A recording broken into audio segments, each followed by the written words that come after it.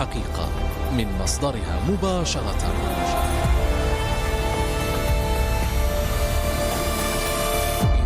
إذاعة الجزائر الدولية، صوتنا في العالم.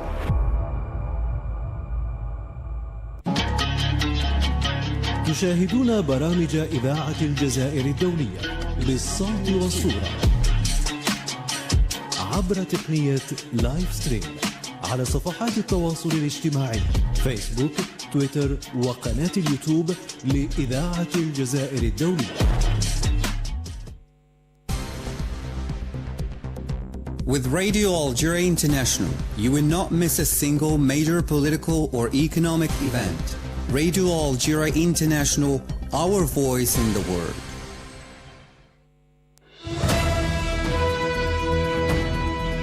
This is the English service of Radio Algeria International. It's time for the news. The President of the Republic, Mr. Abdelmadjid Tebboune, has highlighted the efforts deployed by Algeria in the field of disaster management, calling on the G20 to financially further support initiatives dedicated to preventing natural disasters at the national, regional, and continental levels. G20 leaders have pledged, in line with the purposes and principles of the UN Charter, to work towards a just, comprehensive, and lasting peace in Sudan, the Democratic Republic of the Congo, and Palestine. The Minister of State, Minister of Hydrocarbons and Mines, Mohamed Al-Qab, is representing Algeria at the 21st General Conference of the United Nations Industrial Development Organization, UNIDO, in Riyadh, Saudi Arabia. And the Palestinian Foreign Ministry has firmly condemned the continued attacks carried out by the Israeli army in the Gaza Strip in blatant violation of international law and humanitarian norms and the ceasefire.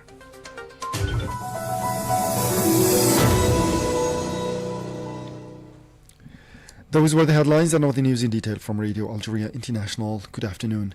First, the President of the Republic, Mr. Abdelmadjid Tebboune, has highlighted the efforts deployed by Algeria in the field of protection against major risks and disaster management at the national, regional, and continental levels.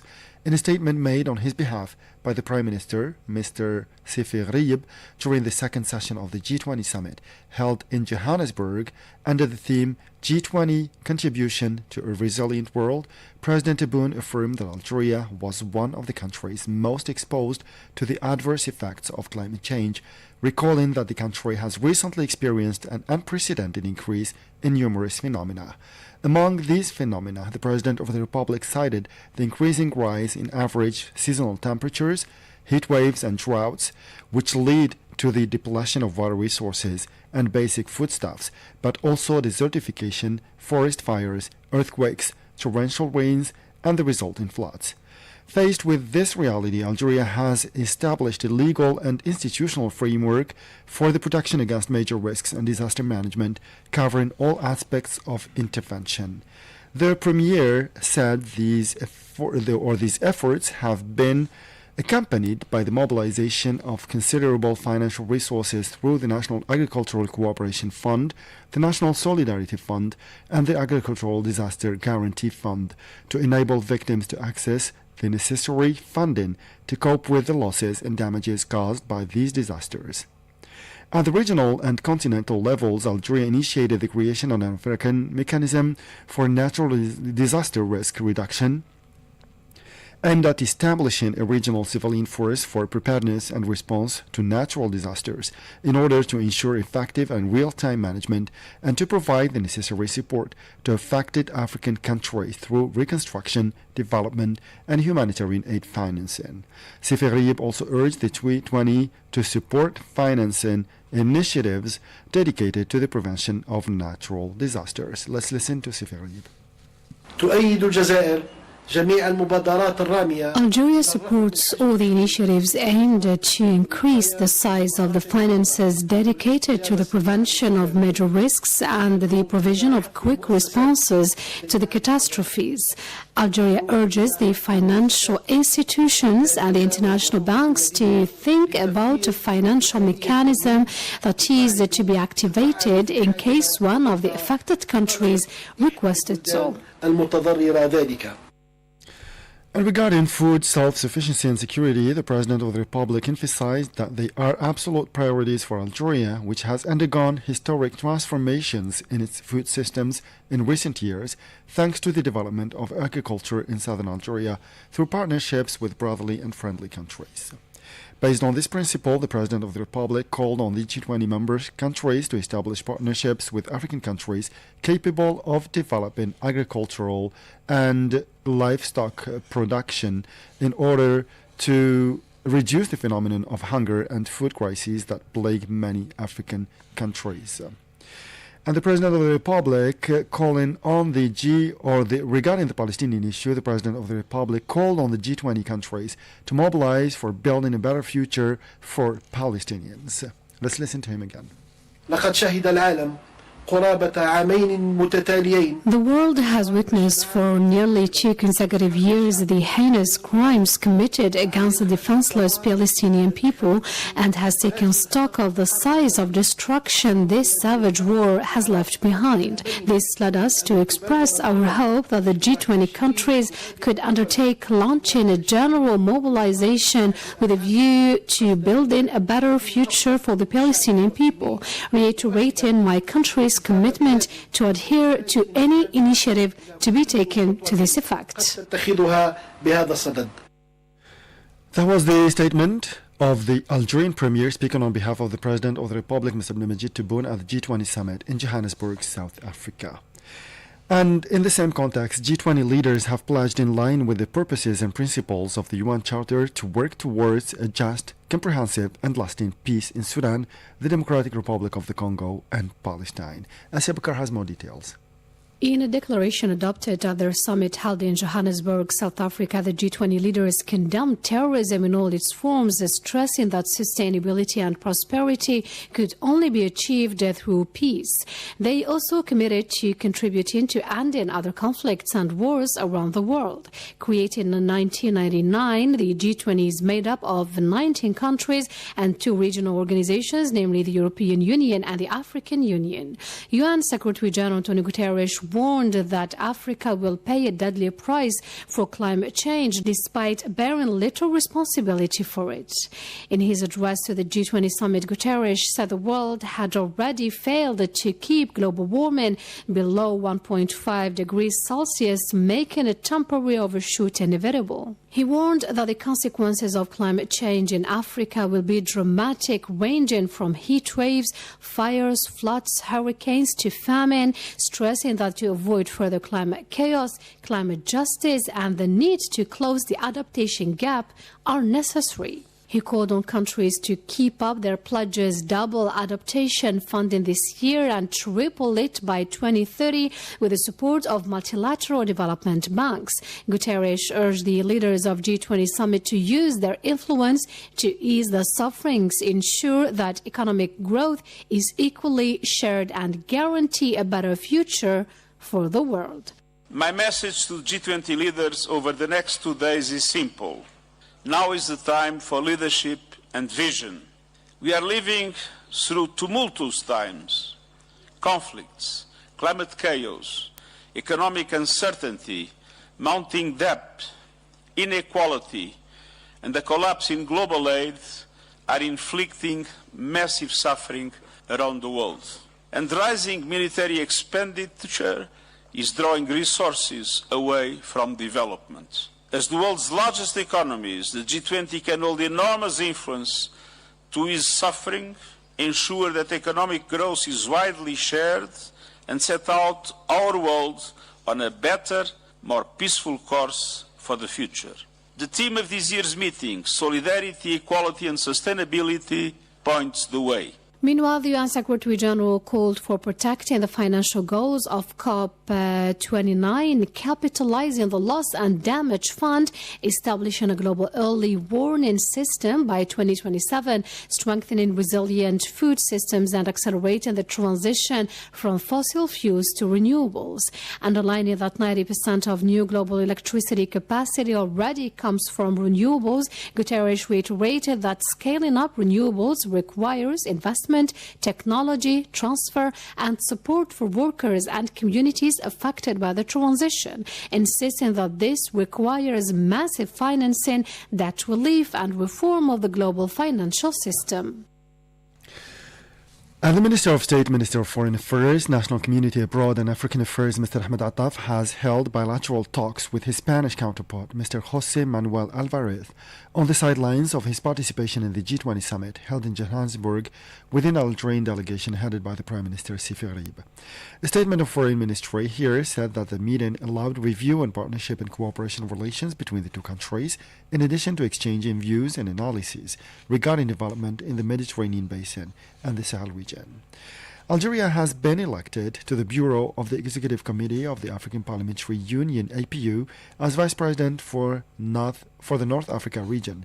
This election recognizes Algeria's pivotal role in strengthening African parliamentary cooperation and advocating for common causes within regional bodies.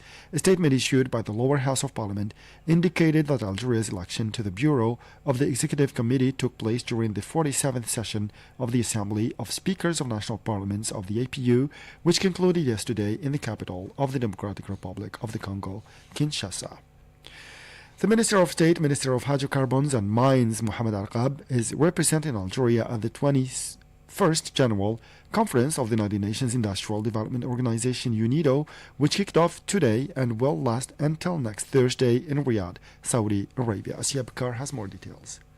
A ministry statement indicated that the conference is one of the world's leading platforms for shaping industrial policies, bringing together representatives from 173 member states to discuss a range of topics and challenges, including prospects for sustainable industrial development, digital transformation, green industry, the circular economy, strengthening fair value chains, industrial cooperation with developing and middle-income countries, mechanisms for financing industrial projects and programs, and developing solutions for technical cooperation and exchange of expertise in managing major projects. The session is particularly significant as it will be the Global Industry Summit 2025 with the participation of heads of state and government, ministers, high-level officials and senior leaders of international industrial organizations. Mr. Arqab is representing Algeria at this event, leading a high-level delegation that includes representatives and senior officials from relevant sectors, particularly hydrocarbons, mining and industry. On the sidelines of the conference, the Minister of State will participate tomorrow, Monday, in a session entitled Unlocking the Potential of Clean Hydrogen Through Investment and Innovation, which will highlight the growing role of clean hydrogen in supporting sustainable industrial development with a focus on innovation, financing mechanisms, and strengthening interregional cooperation. The session will also witness the official launch of the UN Global Clean Hydrogen Program, supported by the Global Environment Facility, which will be implemented in 9 partner countries, including Algeria. The Minister of State will also hold a series of bilateral meetings with ministers and government officials, as well as heads of global companies and industrial organizations, to discuss cooperation opportunities in the fields of industry, mining, the oil and gas sector, technology transfer, finance, and the development of major infrastructure projects in Algeria. And to the Middle East now, where the Palestinian Foreign Ministry firmly condemned the continued attacks carried out by the Israeli army in the Gaza Strip in blatant violation of international law and humanitarian norms and ceasefire. It urged for international intervention to stop the Israeli attacks on the Palestinian enclave and stressed that the pursuit of such a policy of aggression was an evidence of the occupying authorities' will to undermine the peace opportunities and all international efforts. In this respect, the Palestinian Foreign Minister called on the UN Security Council to take up its responsibility and urged the international community, particularly the guarantors of the Sharm el-Sheikh Agreement, mainly the United States, to fully assume the responsibility.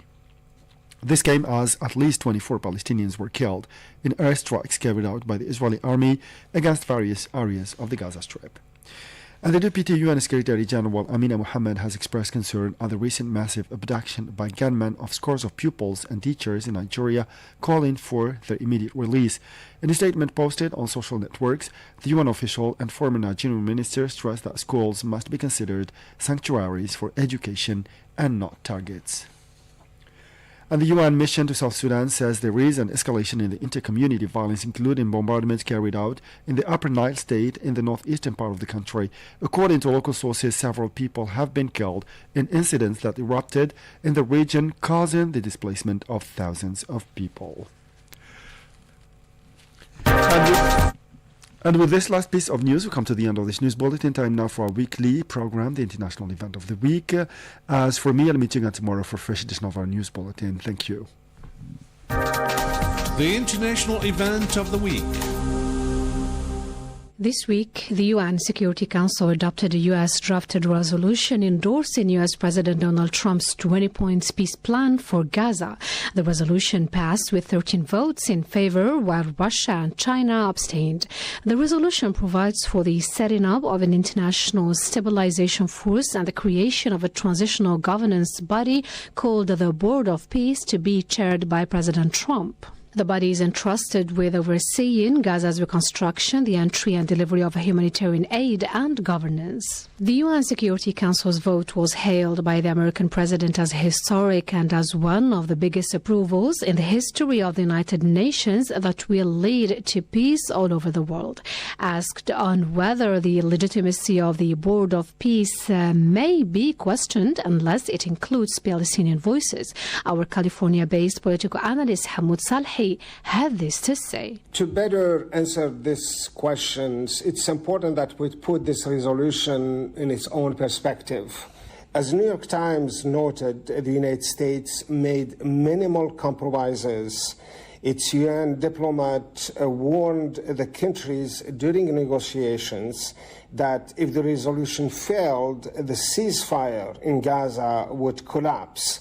United Nations Security Council members had strong reservation with the resolutions, but finally endorsed it to prevent a resurgence of fighting and to keep the political momentum to allow much-needed humanitarian aid to flow into Gaza, as indicated in the New York Times report. It is in this context that one could argue that the Palestinian representation was not included this time on the Board of Peace. Led by President Trump, the board membership appears to be left to the next phase. In his address to the Council, the Algerian representative in the United Nations, Ammar Ben Jum'a, made it clear that a real peace in the Middle East without justice to the Palestinian people cannot be realized. Palestinians, as he added, who have waited far too long and endured decades of oppression, must have the opportunity to exercise their rights for statehood. Including them in the Board of Peace must be seen as a necessity that aligns with their aspiration and the establishment and the realization of a long-lasting peace, not just in Gaza, but in the entire Middle East, including the West Bank. This is a reality as negotiations for the next phase will take place. And the next phase is seen to be about political, the political framework of the implementation of the resolution. During this next phase, the inclusion of the peace of the Palestinian in the Board of Peace must be seen as too important to ignore, and hopefully it will be the driving force for continuing this ceasefire and reaching a long-lasting peace in Gaza and the entire Middle East. The document backed this week by the UN Security Council, unlike earlier drafts, lays out the possibility of a future Palestinian state, saying that conditions may be set for a credible pathway to Palestinian self-determination and statehood.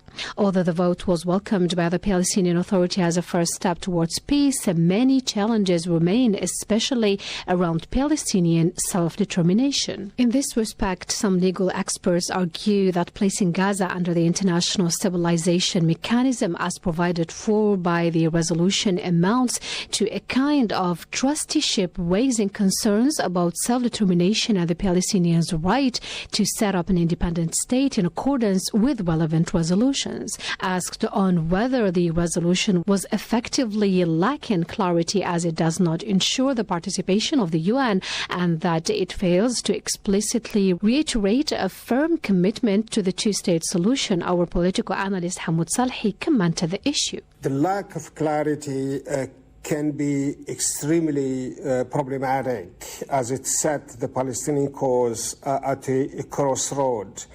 On the one hand, the US and Israel, which engineered this resolution, could use the language, the lack of clarity, to extend indefinitely the implementation of the two-state solution and the Palestinian right to self-determination. This resolution does not cite any other previous resolution, including 242 and 181, gives further protection to Israel to continue to deny the Palestinian the right to nationhood. But at the same time, the inclusion in the resolution a statement indicating or pushing for establishing a path to Palestinians governing themselves, albeit conditional by pursuing reforms, is a way for the Palestinians and their allies to push the United Nations Security Council to implement this clause when the Palestinians are done with their reforms. And the sooner the better. In this context, this resolution could be seen as another international legal document that endorses the ceasefire, provides humanitarian assistance, and set the Palestinians a path for the Palestinians to achieve statehood. But much of this will require of the United Nations Security Council members to live up to their expected roles, which is to uphold international law and, in this case, implement the resolution with what Algeria's top diplomat insisted on reminding them of the United Nations Security Council, that is, that a genuine peace in the Middle East must center on Palestinians' right to justice. Time will tell whether the expected political path the resolutions appears to have set will flourish to achieve what the Palestinians have long for, which is to live with dignity like the rest of the world.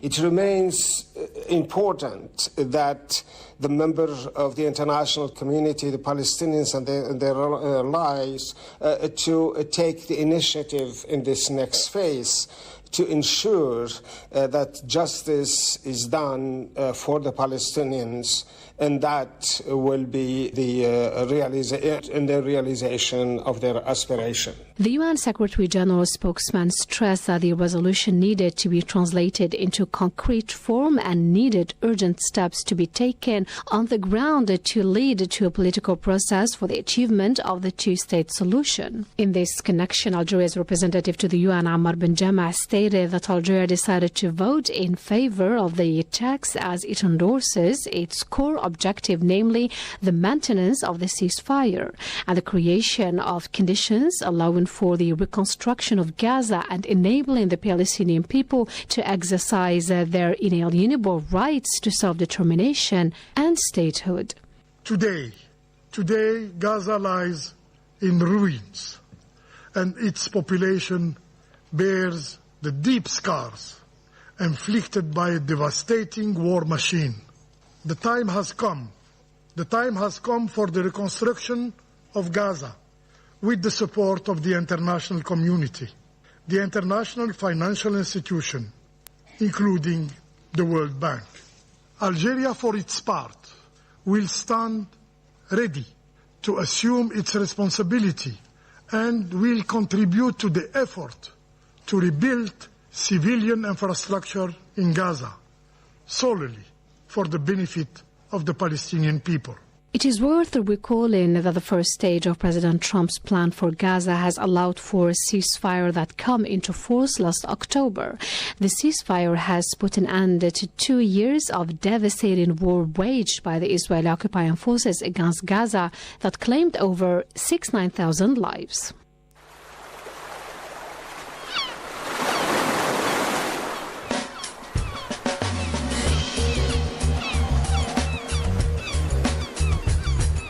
Tipaza is a town on the coast of Algeria. Tipaza was founded by the Phoenicians. It was made a Roman military colony by the Emperor Claudius and afterwards became a municipium. The Roman city was built on 3 small hills which overlooked the sea. Of the houses, most of which stood on the central hill, no traces remain, but there are ruins of 3 churches. The Great Basilica and the Basilica Alexander on the western hill and the Basilica of Saint Salsa on the eastern hill. 2 cemeteries, the baths, theater, amphitheater, and the nympheum.